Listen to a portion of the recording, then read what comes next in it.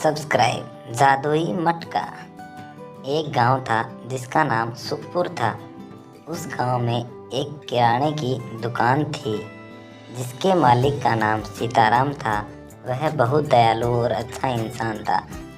वह जब भी किसी को ज़रूरत पड़े तो मदद के लिए तत्पर रहता था। परंतु उस गांव में हमेशा सूखा रहता था। उस गांव में साल में सिर्फ एक ही बार बारिश होती थी,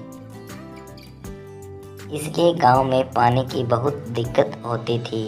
गांव में पानी के लिए बहुत दूर जाकर मटके में पानी लाना पड़ता था। एक बार की बात है, गर्मी का मौसम था। सीताराम अपनी दुकान पर बैठा था। एक बूढ़ा इंसान इतनी गर्मी में उसकी दुकान पर आया और आकर उसने सीताराम से पानी मांगा। सीताराम के पास एक मटका था जिसमें बहुत मुश्किल से सीताराम ने पानी भरा था। सीताराम ने सोचा कि मैंने बहुत मुश्किल से यह पानी का मटका भरा है। अब अगर यह मटका खाली हो गया तो इतनी गर्मी में यह मटका भरने में बहुत दिक्कत होगी। परंतु सीताराम बहुत दयालु था। उसने उस बूढ़े इंसान को पानी दिया। बूढ़े इंसान ने पानी पिया। फिर उस बूढ़े इंसान ने और पानी मांगा। सीताराम मटके से पानी दे उससे पहले ही उसने पूरा मटका उठाकर सारा पानी पी लिया। सीताराम यह देखता ही रह गया। उस बूढ़े ने सीताराम को कहा कि धन्यवाद, तुमने मेरी आज प्यास बुझाई है। किसी की प्यास बुझाना यह बड़े पुण्य का काम है, इसलिए तुम्हारा भगवान भला करेगा। ऐसा कहकर वह बूढ़ा इंसान चला गया। थोड़े समय बाद उस गांव के सरपंच विनोद दास आए। उन्होंने सीताराम को कहा कि यह पकड़ो पर्ची, इसमें मैंने जो सामान लिखा है वह मुझे जल्दी से दे दो, क्योंकि आज मेरे घर में मेहमान आने वाले हैं। सीताराम ने पर्ची के अनुसार सामान देना शुरू किया।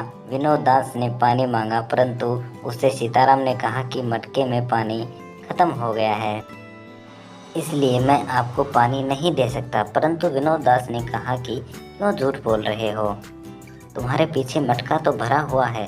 ये सुनकर जब सीताराम ने पीछे मुड़कर देखा तो वह आश्चर्य में पड़ गया। सीताराम ने सोचा अभी कुछ देर पहले तो वह बूढ़े इंसान ने पूरा पानी खत्म किया था, तो अचानक यह क्या हो गया। मजाक का बहाना कर विनोद दास को पानी दिया। पानी पीकर विनोद दास चले गए। विनोद दास के चले जाने के बाद सीताराम ने मटके को देखा तो वह फिर से भर गया था। उसको लगा कि यह कोई भगवान का चमत्कार है। फिर उसने मटके से पानी पिया और पानी फिर से भर गया। वह यह देख खुश हो गया। थोड़े समय बाद सरपंच दौड़ते हुए उसके पास आया और उसके साथ उसकी बीमार एक लड़की भी थी जो कई हफ्तों से बीमार थी। सरपंच बोला कि मेरी बेटी को अभी इसी वक्त मटके का पानी दे दो। आश्चर्य से सीताराम बोला, ऐसा क्यों? विनोद दास ने कहा कि मेरा पैर एक अकस्मात के कारण टूट गया था, जो सारवार लेने के बाद भी ठीक नहीं हो पा रहा था। परंतु तुम्हारा पानी पीने के बाद से ही मेरा पैर बिल्कुल पहले की तरह हो गया, इसलिए मुझे तुम्हारे मटके का पानी दे दो, जिससे मैं अपनी बेटी को ठीक कर सकूं। सीताराम ने ठीक ऐसा ही किया। मटके का पानी पीकर सरपंच की बेटी भी ठीक हो गई। यह देखकर सीताराम खुशी के मारे झूम उठा। पूरे गांव में यह बात फैल गई। सीताराम ने सोचा कि शायद वह बूढ़ा इंसान कोई भगवान का फरिश्ता होगा और उसी की वजह से यह साधारण से जादुई मटका बन गया। सीताराम की दुकान के बाहर लोगों की लाइन लगने लगी। अपनी अपनी बीमारियां ठीक करने के लिए सीताराम के पास आने लगे। सीताराम उनका इलाज मुफ्त में करता, क्योंकि उसको लोगों की सेवा में आनंद आता था। फिर भी लोग कुछ ना कुछ देकर जाते। सीताराम कुछ ही दिनों में धनवान हो गया। एक दिन की बात है, एक बूढ़ा इंसान सीताराम के दुकान पर आया और पानी मांगा। सीताराम उसका पानी दे उससे पहले कई सैनिक उसके पास आए और सीताराम को कहा कि जल्द से जल्द हमारे साथ चलो, रानी जी बहुत बीमार हैं, इसलिए उनको मटके का पानी चाहिए। सीताराम ने कहा कि सिर्फ 2 मिनट रुक जाइए, मैं इस बूढ़े इंसान को पानी दे दूं। लेकिन सैनिकों ने कहा कि नहीं, तुम हमारे साथ चलो, राजा रानी के ठीक हो जाने पर तुम्हें बहुत सारा धन देंगे। सीताराम लालच में आया और बूढ़े इंसान को पानी दिए बिना ही चला गया। जब वह मटका लेकर महल पहुंचा तो मटके में देखा तो पानी ही नहीं था। सीताराम बड़े आश्चर्य में पड़ गया। राजा ने उसे रानी को ठीक करने को कहा। तब उसने कहा कि मटके में पानी नहीं है।